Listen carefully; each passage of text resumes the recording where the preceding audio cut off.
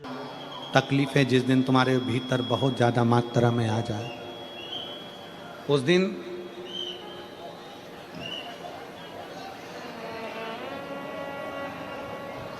तीन बेलपत्र, एक बेलपत्र में पीला चंदन, बीच वाली पत्ती पर। जिस दिन तुम्हें लगे कि मैं बहुत दुखी चल रही हूं और मेरा काम हो ही नहीं रहा, बहुत तकलीफ की जिंदगी चल रही है, कोई हाथ पकड़ने वाला नहीं है, कोई संभालने वाला नहीं है और बहुत तकलीफ हो रही है, बहुत तकलीफ। उस समय पर एक बेलपत्री के बीच वाली पत्ती पर पीला चंदन, दूसरी पत्ती पर लाल चंदन और तीसरी पत्ती पर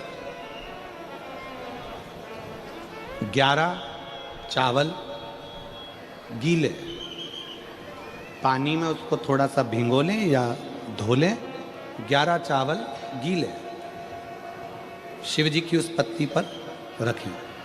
सबसे पहला पीला चंदन का बेलपत्र, दूसरे नंबर पर लाल चंदन का बेलपत्र, तीसरे नंबर पर जो 11 चावल आपने धोकर रखे हैं वो हाथ की हथेली में रखना है और हाथ की हथेली में रखकर अपनी कामना कर कर भगवान शंकर से विनय कर कर पंचाक्षर मंत्र नमः शिवाय या षडाक्षर मंत्र ओम नमः शिवाय या श्री शिवाय नमस्तुभ्यम बोलकर उस बेलपत्र पर सीधे हाथ में रखकर उल्टे हाथ का स्पर्श कर कर बाबा से अपने मन के भाव कहकर शंकर के शिवलिंग पर उसे समर्पित कर दीजिए। एक ही लोटा जल, जहां से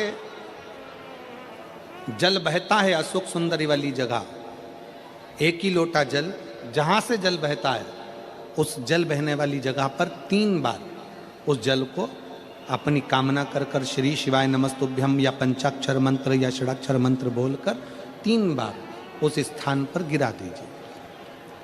गिराने के बाद में बाबा से विनय कर कर अक्षत वाली जो बेलपत्र है, एक बेलपत्र और एक अक्षत उसमें से अपने लिए लेकर आ जाओ।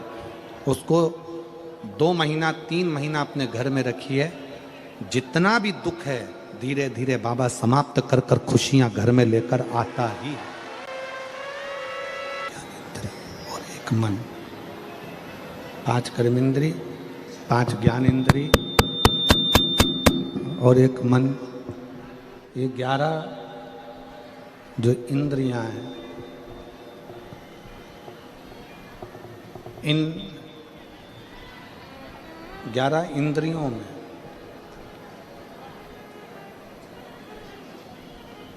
केवल एक भगवान शिव की अविरल भक्ति धारण करने के लिए ये इंद्रियां आप और हमको मिली। चाहे वो ज्ञान इंद्री हो, चाहे वो कर्म इंद्री हो, चाहे वो मन।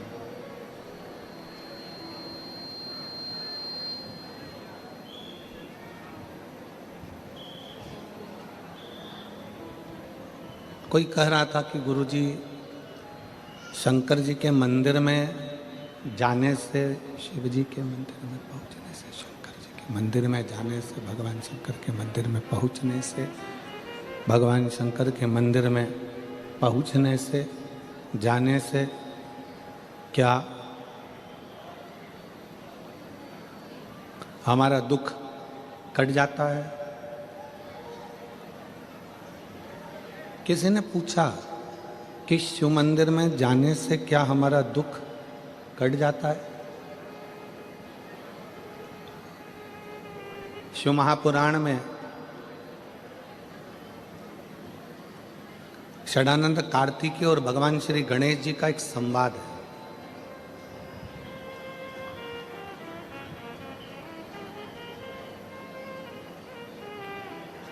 गणेश जी का और षडानंद कार्तिकेय जी का एक संवाद है, जिसमें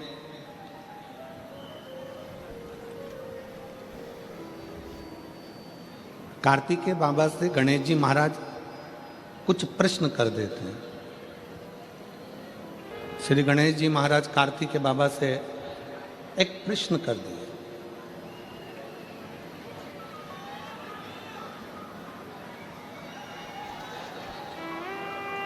आवाज नहीं आ रही है, आवाज मालूम है। कार्तिक के बाबा गणेश जी के प्रश्न को सुनकर, गणेश जी के संवाद को सुनकर तुरंत उत्तर देते हैं।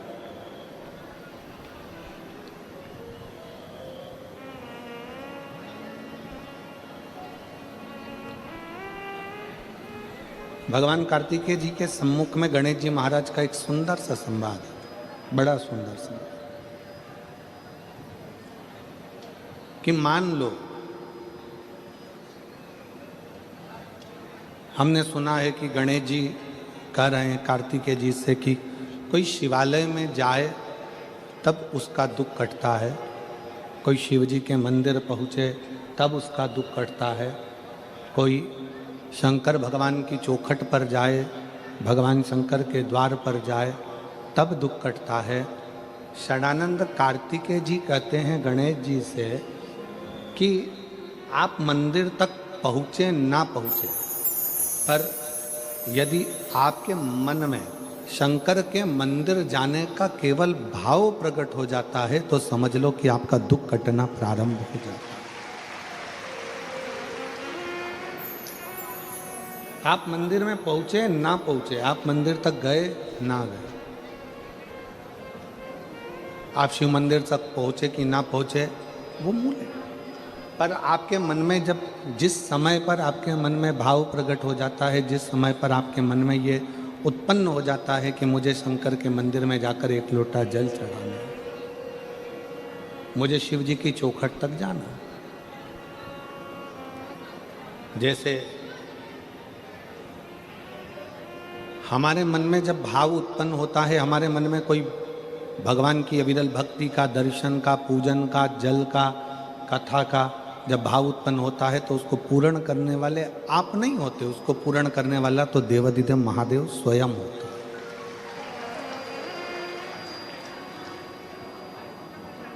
पाटिल परिवार में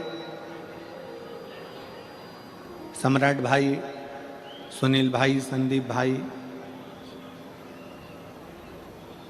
अभिमन भाई पाटिल जी, जो कथा सिरपुर हो रही है ऐसा कैसी ही कथा हमारे गुजरात में भी हो, हमारे गुजरात की पवित्र धरा पर भी हो।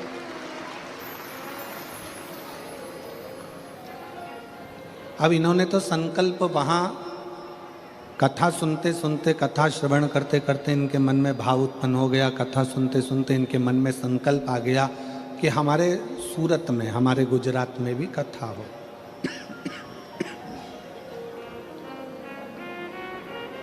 अब आपने तो कथा के मध्य में बैठकर सुना, आपके मन में भाव उत्पन्न हुआ कि कथा हमारे सूरत में, हमारे गुजरात में होना चाहिए।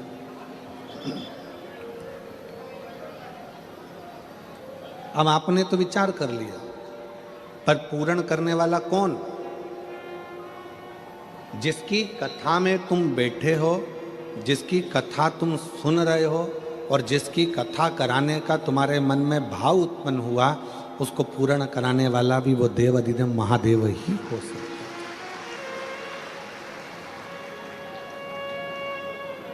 मैं अभिमन जी पाटिल जी को, सुनील जी पाटिल जी को, सम्राट भाई पाटिल जी को, संदीप भाई पाटिल जी को, पाटिल परिवार को इस चीज के लिए धन्यवाद दूंगा कि सूरत, गुजरात के कई शिव भक्त, अहमदाबाद, बड़ौदा, ना जाने कहाँ कहाँ के शिव भक्त बहुत दिन से इस कथा के लिए बैठे थे और आपने उन मन की मुराद पूर्ण कर दी, उसके लिए साधुता। और तेरी कृपा बिना न हिले एक भी अणु, लेते हैं श्वास तेरी कृपा से तनो तनो। बखान क्या करूं मैं राखों के तेरे का, चपटी भवोत में खजाना हे गंगधार मुक्ति द्वार ओंकार तू भोले ओंकार तू आयो शरण तिहारी शंभु तार तार तू। हम केवल बैठकर विचार करते हैं।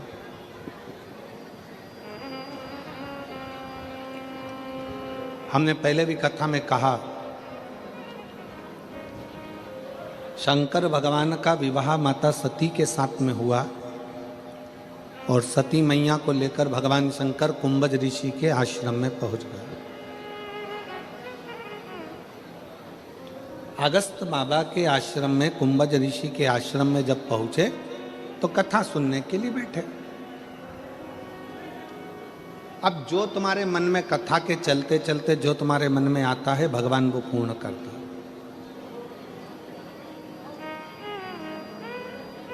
सती मैया के मन में आया कि मेरा विवाह हुआ और मुझे कथा में लाकर बिठा दिया, इससे तो मेरे प्राण चले जाते, मैं जलकर भस्म हो जाती तो अच्छा था। सती मैया के मन में अपने प्राणों को त्यागने का भाव प्रकट हो गया।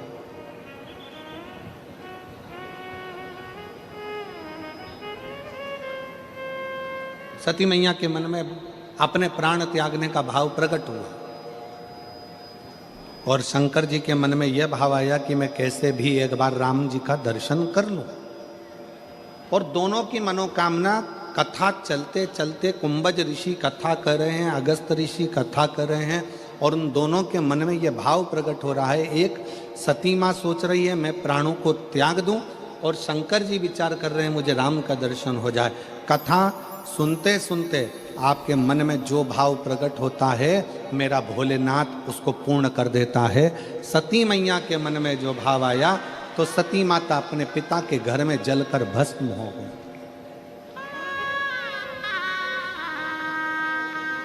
सती माता दक्ष प्रजापति के यज्ञ में जलकर भस्म हो जाती हैं और शंकर भगवान कथा में बैठे बैठे विचार करते हैं कि मुझे राम का दर्शन हो जाए।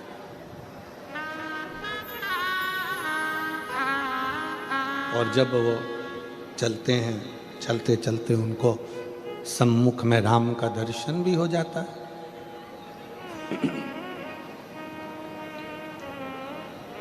आपकी कामना क्या है?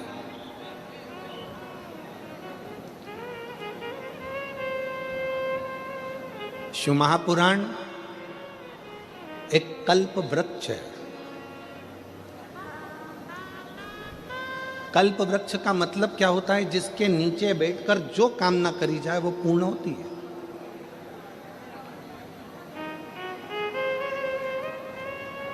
एक व्यक्ति जंगल में से निकलकर जा रहा था और एक पेड़ के नीचे, एक वृक्ष के नीचे वो बैठ गया। बैठे बैठे उसके मन में आया कि बहुत तेज भूख लग रही है, कहीं से भोजन आ जाए तो अच्छा। चांदी की थाली में सोने के कटोरे लगकर उसके लिए भोजन आ गए। उसने भोजन कर लिया। उसको नहीं मालूम कि मैं किस वृक्ष के नीचे बैठा हूं। उसको यह अंदाजा नहीं है कि मैं किस वृक्ष की छांव में बैठा हूं। इस वृक्ष की छांव में जो मांगूंगा वो मुझे मिलेगा।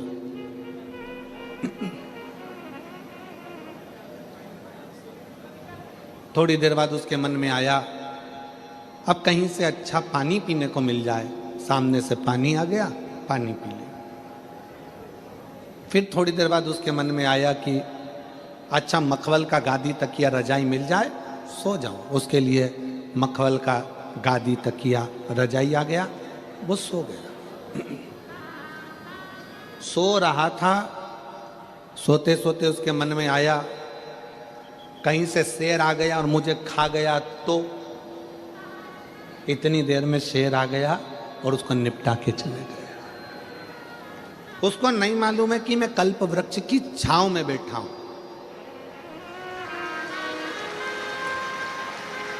उसको ये अंदाजा नहीं।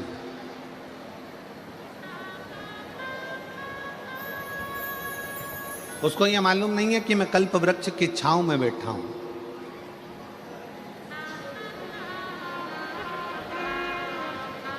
वो जानता नहीं है कि कल्प वृक्ष की छांव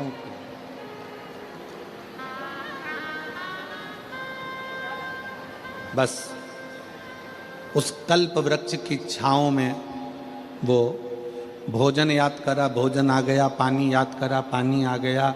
कल्प वृक्ष की छांव में उसने गादी तकिया याद किया, गादी तकिया आ गया। कल्प वृक्ष की छांव में उसने शेर को याद किया, शेर आकर उसको खाकर चले भी गए। उसको नहीं मालूम कि मैं कल्प वृक्ष की छांव में बैठा हूं। जो मांगता वो उसको मिल जाए। शिव महापुराण की कथा सूरत नगर में हो रही है। कई गुजरात के सूरतियों भाइयों से निवेदन करूंगा, सूरत में रहने वाले मेरी बहनों से, मेरी जीजियों से, मेरे जीजाओं से निवेदन करूंगा। कई लोगों को अभी अंदाजा नहीं है कि शिव महापुराण वो कल्प वृक्ष है जिसके पंडाल में बैठकर जो मांगा जाता है वो प्राप्त हो जाता है।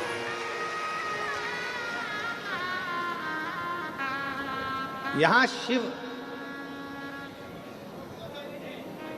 महापुराण का केवल पंडाल नहीं होता, यहां शंकर 7 दिन तक विराजमान होता है।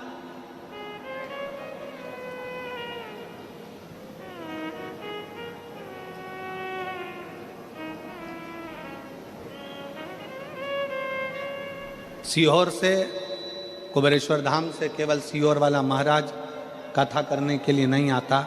हमने पहले भी कहा कि सीहोर वाले महाराज पंडित प्रदीप मिश्रा की सामर्थ्यता नहीं है कि वो शिव पुराण की कथा बाँच दे। आपकी सामर्थ्यता नहीं है कि आप कथा करवा लें, और आपकी सामर्थ्यता नहीं है कि आप कथा सुन लें। कथा बाँचने के लिए भी कुबेरेश्वर महादेव आते हैं, कथा सुनने के लिए भी कुबेरेश्वर महादेव आते हैं, और कथा करवाने के लिए भी कुबेरेश्वर महादेव आते हैं। कराने वाला भी शिव है, करने वाला भी शिव है, और बाँचने वाला भी शिव है।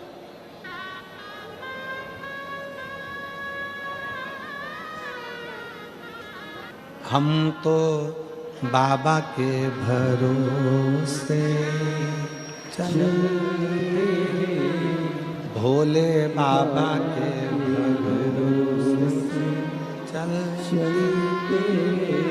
ये दुनिया वाले जलते, ये दुनिया वाले जलते, हम तो बाबा के भरोसे चलते, हम तो बाबा के भरोसे चलते। यहाँ कोई दूसरा नहीं है।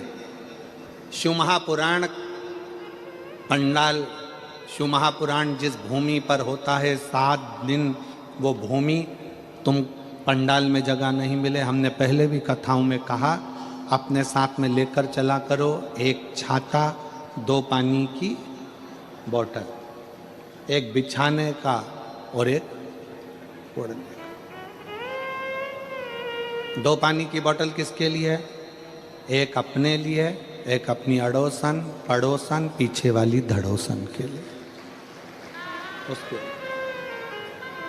अपन किसी को कुछ नहीं दे सकते, अपनी पड़ोसन को थोड़ा सा पानी तो पिला सकते हैं। पंडाल में किसी का मुख झूठा करा देना, समझ लेना कि भोलेनाथ ने तुम्हारा भंडार खोलना प्रारंभ कर दिया। किसी का मुख झूठा करा देना, एक जरा सी टॉफ़ी खिला दी, कोई ने बिस्कुट खिला दिया, कोई ने कोई सामान घर से बना कर लिया है। कई लोग पूड़ी लाते हैं, कोई चाय पिलाता है, कोई कॉफ़ी पिलाता है, कोई दूध पिलाता है, कोई सामग्री लाता है। रात दिन लोग सेवा करते हैं।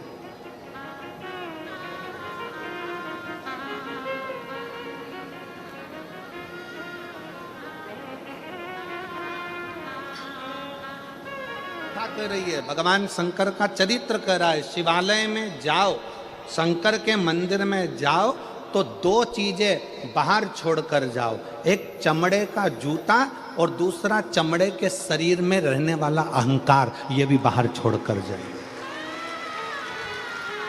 शंकर के मंदिर में जब पहुंचो, शिवालय में पहुंचो, शंकर को एक लोटा जल चढ़ाने जाओ तो दो चीजें बाहर छोड़ जाओ, एक चामड़े का जूता और दूसरा ये चामड़े के शरीर में रहने वाला अहंकार।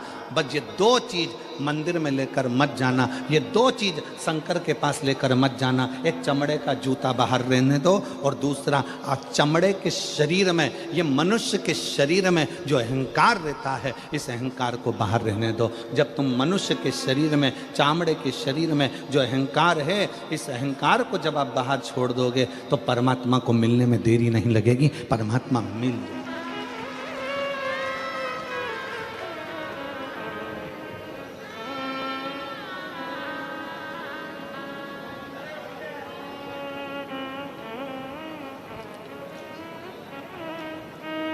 किसी ने कहा, गुरुजी आपने एक बार कथा में कहा कि भगवान चामड़े का जूता बाहर करो, चामड़े का शरीर में रहने वाला अहंकार बाहर करो।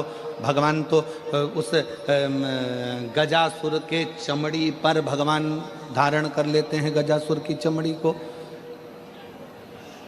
मृगछाला पहन लेते हैं, वो भी तो चामड़ा ही है। हमारा निवेदन है, एक बार शिव महापुराण की कथा को जरा ध्यान से पढ़िएगा, ध्यान से सुनिएगा।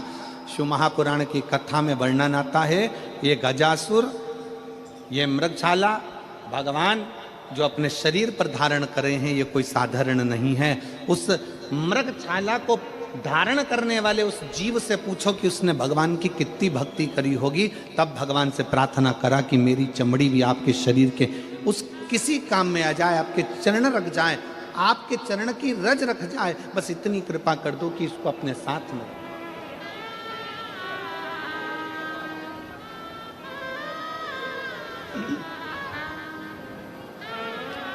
महाराज,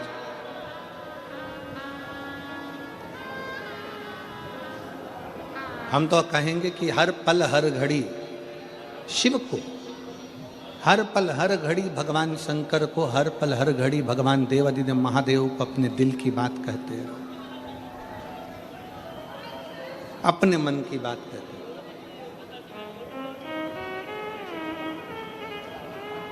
अपने हृदय की बात देवादिदेव महादेव को सुनाते हैं। उसके मंदिर में जाओ, सेवा में लीन हो।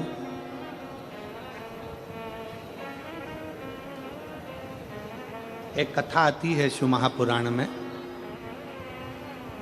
एक कनक कुंडला नाम की एक अप्सरा थी, जिसका नाम था कनक कुंडला। बहुत सुंदर अप्सरा थी, बहुत सुंदर।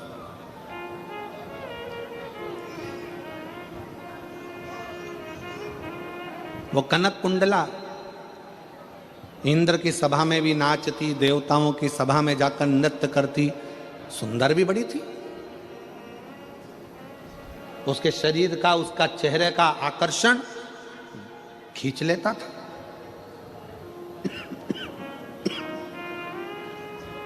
बहुत सुंदर थी कनक कुंडला। भाव था, मैं इंद्र की सभा में नाची हूं, मैं देवताओं की सभा में नाची हूं, मैं सारे देवों की सभा में नाची हूं, मैं सारे देवों को आसक्त कर लेती हूं अपने नृत्य से, अपने गान से, अपनी विद्या से।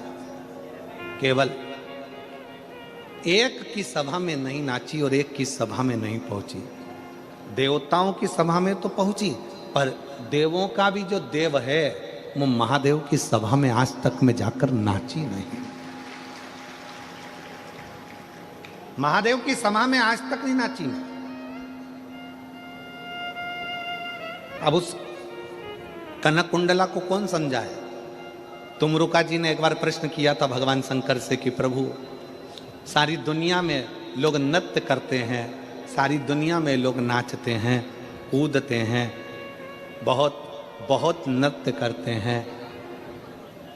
देवऋषि नारद भी चारों तरफ घूम घूम कर श्रीमन नारायण गायन करता है, नाचते हैं, श्रीमन नारायण स्मरण करते हैं। पर हे देवादिदेव महादेव, आपकी सभा में, आपकी साक्षी में, आपके सामने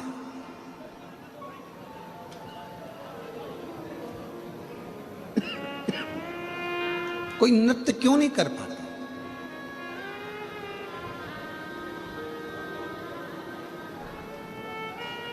आपके सम्मुख में देवादिदेव महादेव की साक्षी में कोई नृत्य क्यों नहीं कर पाता?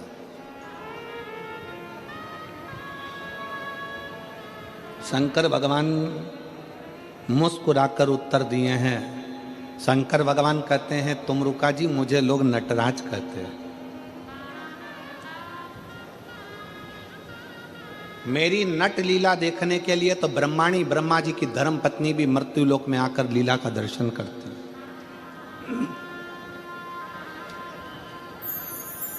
और सुनो तुमरुका जी, मेरे सम्मुख में नाचने के लिए कोई अप्सरा की जरूरत नहीं होती। मेरी सभा में केवल नृत्य भजन कीर्तन करने के लिए जो दिल की अप्सरा हो, जो मन से पवित्र हो, जो चित्तवृत्ति से पवित्र हो, जो हृदय से पवित्र हो, उसकी जरूरत होती है। जरूरत उसकी है।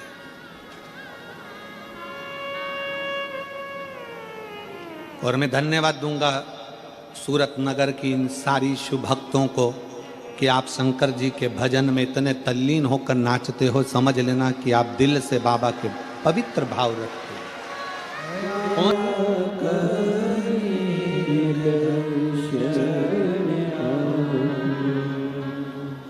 कनक कुंडला कई बार पहुंची भी है, पर शिव नेत्र ही नहीं खोले।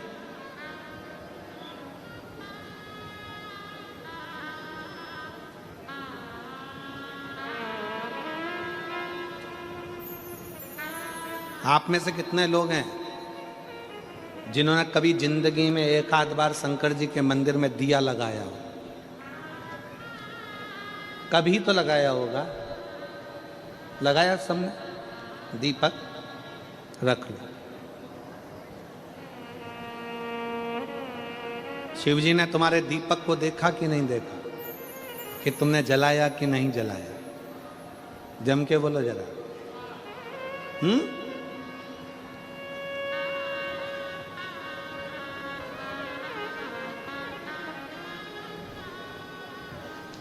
तुमने दिया लगाया, दीपक जलाया, शंकर जी ने देखा कि नहीं देखा?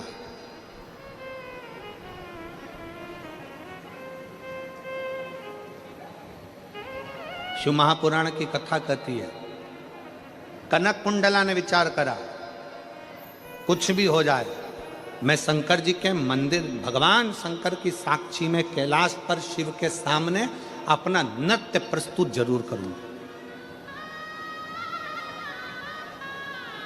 जरूर प्रस्तुत करूंगा। और कनक कुंडला क्या करती? एक दीप लेकर जाती, शंकर जी की साक्षी में वो दीप रख देती, घृत भरकर, घी भरकर और बाती उसको रख देती। उसमें अग्नि प्रज्वलित नहीं करती, उसमें माचिस नहीं लगाती, उसको जलाती नहीं, प्रज्वलित नहीं करती।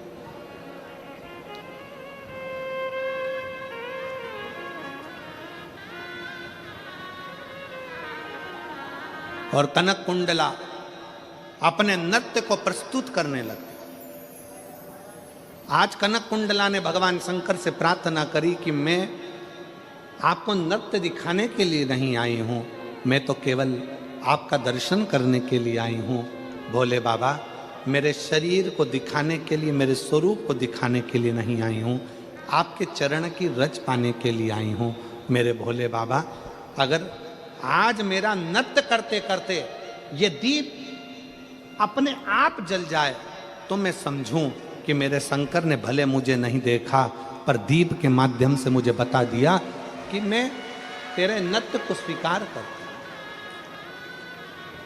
एक दिन निकल गया, 2 दिन निकल गया, 3 दिन निकल गया, 4 दिन निकल गया, 5 दिन निकल गया, 5 महीने निकल गए, 5 वर्ष निकल गए, 50 वर्ष निकल गए, 100 वर्ष निकल गए, 5000 वर्ष निकल गए, और कनक कुंडला अपने नृत्य को करती रही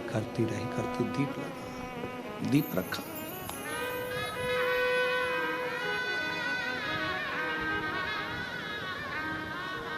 दीप रखा है।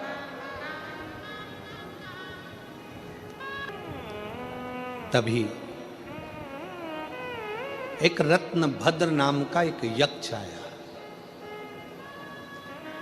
और रत्नभद्र नाम का यक्ष आया। पृथ्वी पर भ्रमण करता रत्नभद्र नाम का यक्ष कैलाश के नजदीक में शिव की आराधना करने के लिए, तुरंत शंकर की आराधना करने के लिए बैठ गया। शिव की आराधना करने रत्नभद्र बैठा,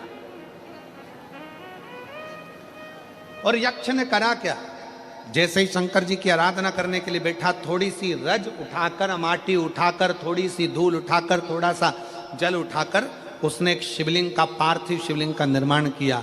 और पार्थिव शिवलिंग का निर्माण कर उस पार्थिव शिवलिंग की पूजन करना प्रारंभ करी। जैसे ही पूजन करना प्रारंभ करी, हवा का एक झोंका लगा, और झोंका लगते ही उसमें से कुछ पूजन का साहित्य कनक कुंडला के शरीर पर जाकर लग गया। इतनी देर में तो दीप प्रज्वलित हो गया। इतनी देर में दीप प्रज्वलित हो गए। कनक कुंडला ने जैसे ही दीप को देखा, दीप जल चुका था। 5000 वर्ष निकल गए कनक कुंडला को नाचते नाचते, पर भगवान उस दीप को नहीं जलाए थे।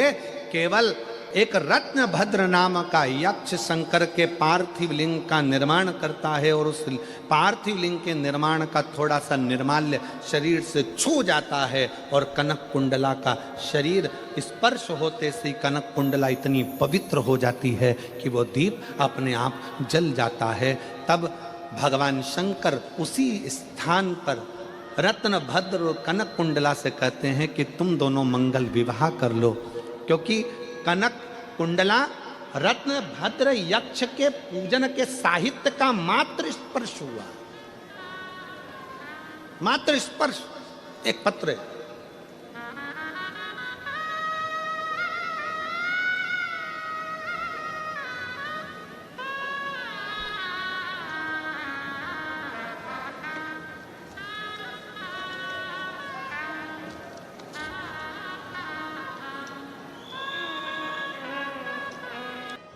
कितना लोग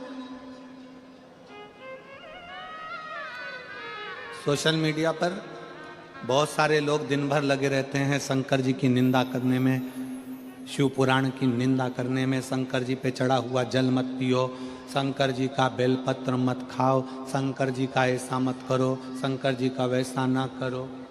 दिन भर लोग अपनी अपनी राय देने में लगे रहते हैं। राय चंद ढेर सारे बैठे हैं, दिन भर यही काम है।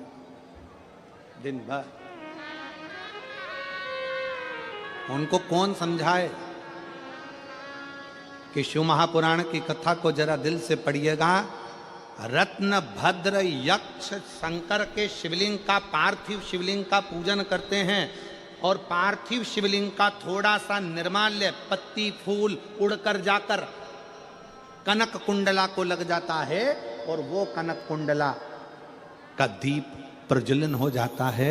मतलब कनक कुंडला भी शंकर की अविरल भक्त हो जाती है, और पवित्र होकर शिव की आराधना में लग जाती है।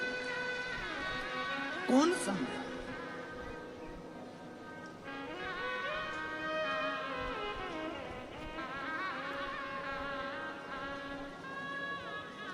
इसीलिए आप लोगों से कहते हैं कि शिव के सिवा कहीं दिल, शिव के सिवा कहीं दिल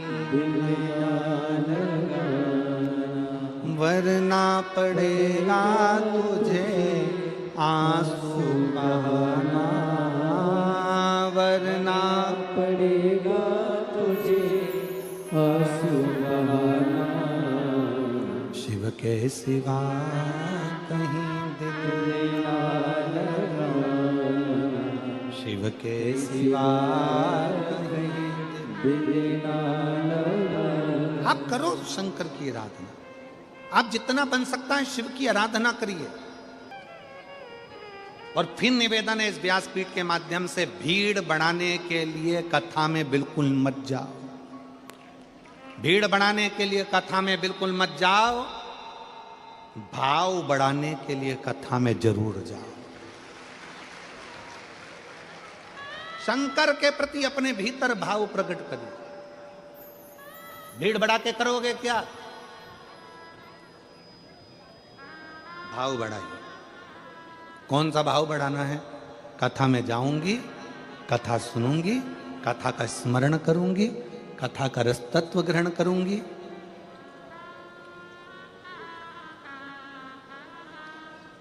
कथा सुनने के लिए बैठूंगी तो मेरा दिल मेरे बाबा से जुड़ेगा और जो मांगूंगी मेरा बाबा वो मुझे दे देगा। जो कुछ एक पत्नी को जब अपने पति से कुछ अच्छा चाहिए होता है तो वो एकदम नहीं बोलती है, दिन की तलाश करती है, जिस दिन इनका मूड अच्छा होगा उस दिन मांगूंगी।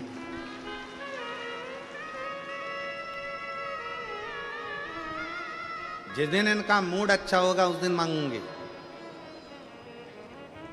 शिव जी के पास जाते रहो, शंकर जी से अपने मन के भाव कहते रहो, रोज एक लोटा जल चढ़ाते रहो। जिस दिन मेरे भोले बाबा का मूड अच्छा होगा उस दिन तेरे एक लोटे जल का पूरा फल वो तुझे प्रदान कर देगा। मन अच्छा।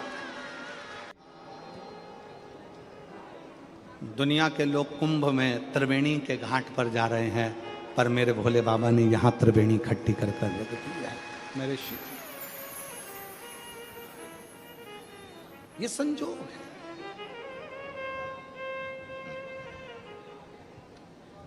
पति से कुछ चाहिए, उसके मूड को देखना पड़ेगा थोड़ा सा अच्छा। बेटा भी कहता मम्मी आप पापा से कहकर मुझे दिलवा दो ना। अभी नहीं बोलूंगी, जरा मेरे को उनका मूड देख लेने दे। थोड़ा मूड अच्छा होगा तो मैं बोल दूंगी और वो तुझे दे देंगे, तो चिंता मत कर। मम्मी प्लीज मुझे मोबाइल दिलाओ ना। मैंने बोला ना तेरे को, पहले पापा का मूड देखने दे। बस तेरे मंदिर में आना मेरा काम है और मेरी बिगड़ी बनाना तेरा काम है। जाते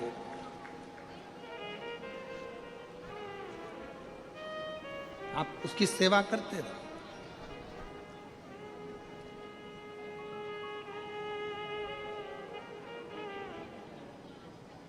तुम काशी जी में रहियो और शिव नाम को भजियो। तुम काशी जी में रहियो और शिव नाम को भजियो। एवा विश्वनाथनु नाम हमने प्राण प्यारो छे। एवा विश्वनाथनो हमने प्राण प्यारो छे। एवा काशी जीरो नाम हमने प्राण प्यारो छे। प्राण प्यारो छे ने हमने अतिशय वारो छे। प्राण प्यारो छे ने हमने अतिशय वारो छे। एवा श्री विश्वनाथनो नाम हमने प्राण प्यारो छे। एवा श्री विश्वनाथनो नाम हमने प्राण प्यारो छे। तुम काशी जी में रहिए नित गंगा जी ने भजिए। तुम काशी जी में रहिए नित गंगा जी ने भजिए। एवा श्री गंगा जी नो जल हमने प्राण प्यारो छे। एवा श्री गंगा जी नो जल हमने प्राण प्यारो छे। एवा श्री विश्वनाथनो नाम हमने प्राण प्यारो छे। आपके जीवन में शिव तत्व हो। शिव तत्व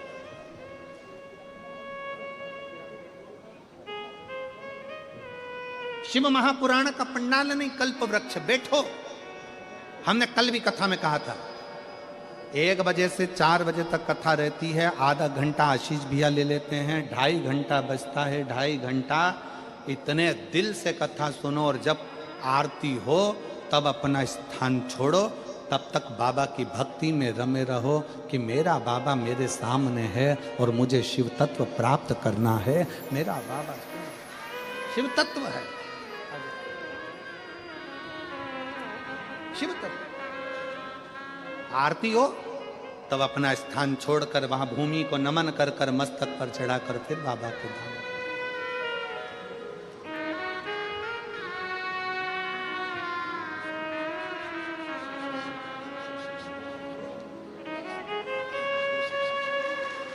शंभो शंभो शंभो शंभो, शिव शिव शिव शिव।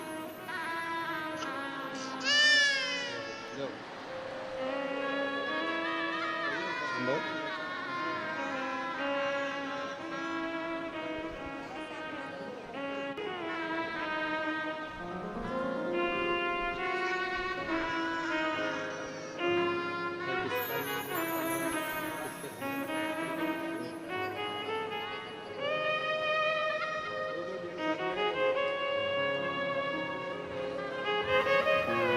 बारह वर्ष के बाद हुए हैं बच्चे 2।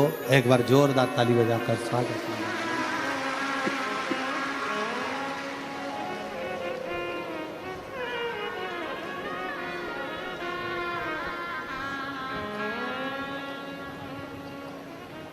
तुम उज्जैनी में रहिए, वहाँ महाकाल को भजिए।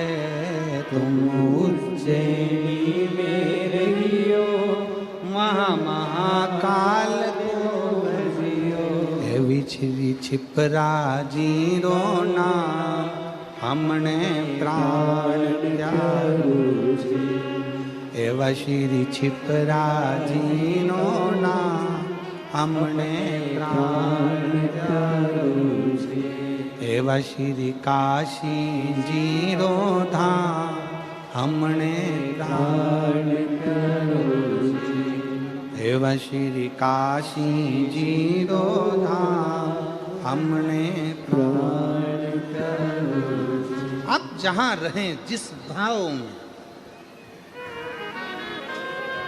शिव तत्व को भजते, शिव तत्व को।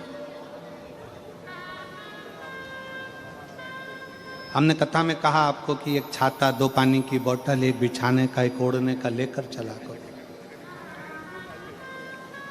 क्योंकि यजमान परिवार भी कितनी व्यवस्था करेगा।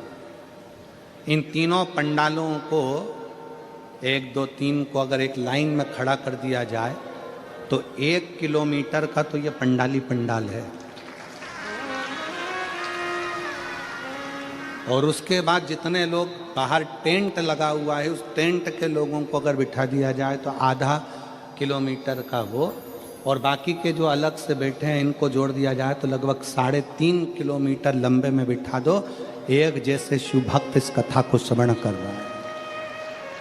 3.5 किलोमीटर लंबा तक अगर एक लाइन में बिठाया जाए, एक ही डूम की लाइन में सारे डूम लगा दिया जाए, पंडाल लगा दिया जाए, एक लाइन लगा दी जाए तो 3.5 किलोमीटर लंबे क्षेत्र में शिव भक्त इस कथा को सुन रहा है।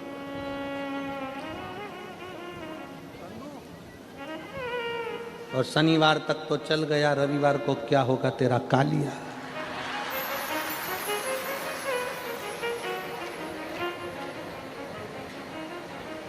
और रविवार तक का भी ठीक है, पर जो कथा की शिवरात्रि पड़ेगी 6ठे दिन और 7वें दिन का जो विराम है, लोग झोली पसार पसार कर आते हैं, उससे प्रार्थना करते हैं, दिल से करते हैं, दिल से।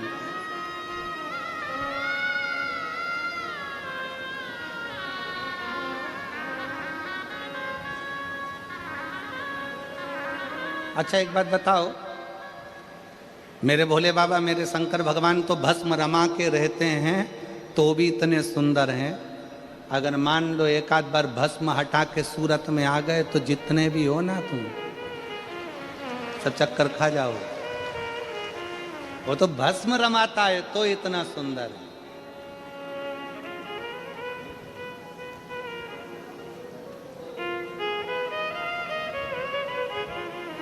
वो कहते हैं ना कि तेरी प्रतिमा इतनी सुंदर तो कितना सुंदर होगा। तेरी प्रतिमा इतनी सुंदर तो कितना कितना सुंदर था। शरणानंद कार्तिकेय जी ने कहा, मन में अगर भाव उत्पन्न हो जाए, शिव तत्व कराए, कनक कुंडला का विवाह रत्न भद्र के साथ हो गया। रत्न भद्र यक्ष की पत्नी बन गई कनक कुंडला। कनक कुंडला जब इंद्रलोक में गई तो इंद्रलोक में कनक कुंडला से पूछा कि इतने सारे देवता थे तो तूने रत्न भद्र को ही अपने विवाह के लिए क्यों चुना?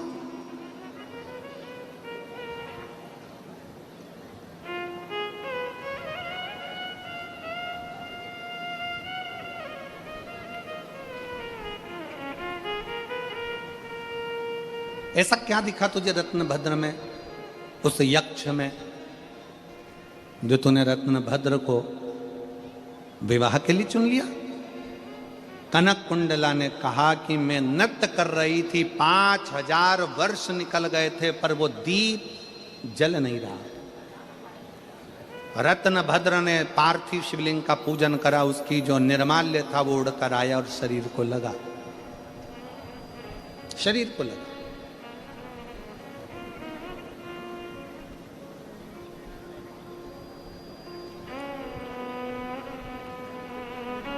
आप सबके स्मरण में एक कथा होगी श्रीमद् भागवत की। भगवान कृष्ण ने अपने पांव की मिट्टी उठाकर खाई थी। खाई थी कि नहीं खाई थी? भागवत सुनिए कि नहीं सुनिए? सुनिए सबने। भगवान ने मिट्टी खाई कि नहीं खाई? खाई ना। भागवत जी में लिखा है कि भगवान ने मिट्टी खाई। तो किसी ने पूछा भगवान से कि भगवान तुमने ये मिट्टी क्यों खाई?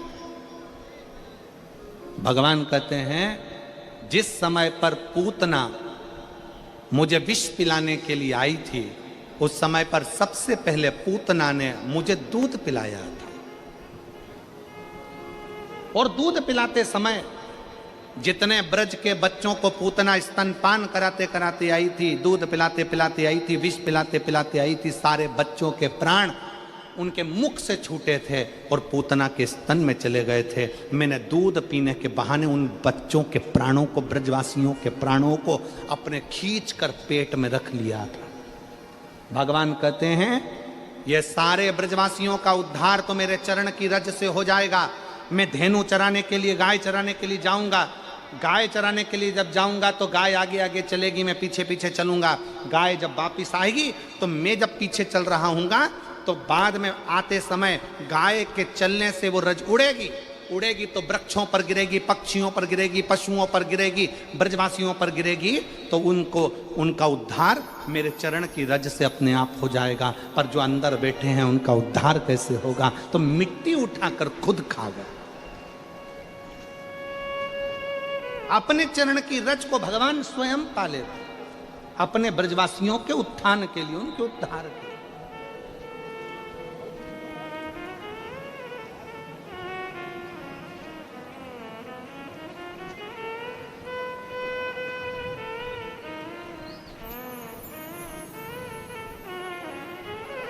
अब जब आप सब भी यहां से उठ के जाते हो ना, सब उठ के जाते हो ना, जब तो जाते जाते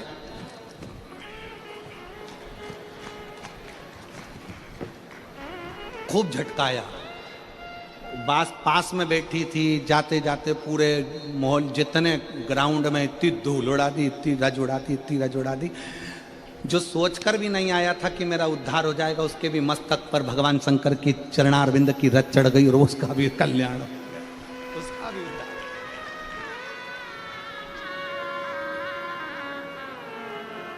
उसका भी उद्धार। कनक कुंडला, इतने अच्छे अच्छे देव हैं, इतने सारे देवता हैं, तू उनसे विवाह कर लेती, पर तूने रत्नभद्र में ऐसा क्या देख लिया, उस यक्ष में ऐसा क्या देख लिया कि तूने विवाह कर लिया। कनक कुंडला कहती है मैंने बस एक ही चीज देखी है कि जिससे मैं विवाह कर रही हूं वो भगवान शंकर की आराधना करने वाला है, उसके चढ़ाए गए थोड़े से निर्माल्य से मेरा जीवन सार्थक हो गया, तो इसलिए मैंने उससे विवाह करने का विचार कर लिया।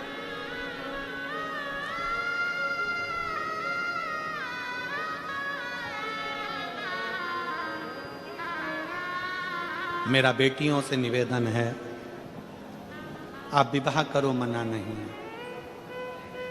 पर विवाह करते समय इतना जरूर देखना कि जिसके साथ विवाह कर रहे हो वो हमारे सनातन धर्म को मानता है कि नहीं मानता है। वो हमारे भगवान का अपमान तो नहीं कर रहा, वो हमारे देवताओं का अपमान तो नहीं कर रहा, वो हमें भगवान से दूर तो नहीं कर रहा।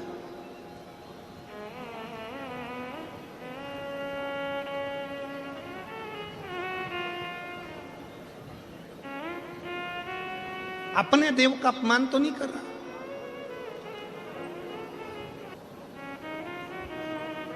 शिव तत्व कह रहा है, कनक कुंडला ने रत्नभद्र से विवाह कर लिया, शादी हो गई, निकल गए कई साल, पर बच्चे का जन्म नहीं हुआ। कनक कुंडला के घर में बच्चा नहीं हुआ, संतान नहीं हुआ। कई बार व्यक्ति प्रयास करता है, एक बार पशुपति व्रत करा, 2 बार पशुपति व्रत करा, 3 बार पशुपति व्रत करा, 1 बार सफेद आंकड़े की जड़ बांधी, तुमरुका जी का नाम लेकर 2 बार बांधी, 3 बार बांधी, 4 बार बांधी। कनक कुंडला के घर में संतान का सुख नहीं।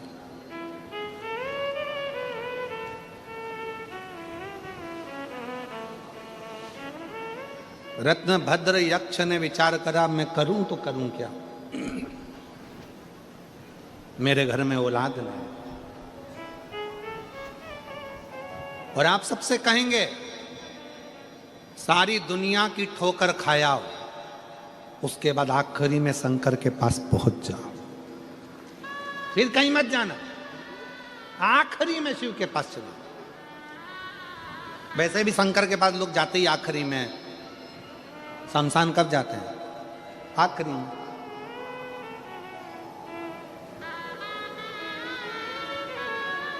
कौन है जो जीते जी शमशान घूमने जाता है? आप में से कितने लोग हैं जो अपनी 25वीं शादी की सालगिरह शमशान में मनाते हो? कोई मनाते हो? कोई नहीं मनाता। 50वीं क्या बोलते हैं उसको, सिल्वर जुबली।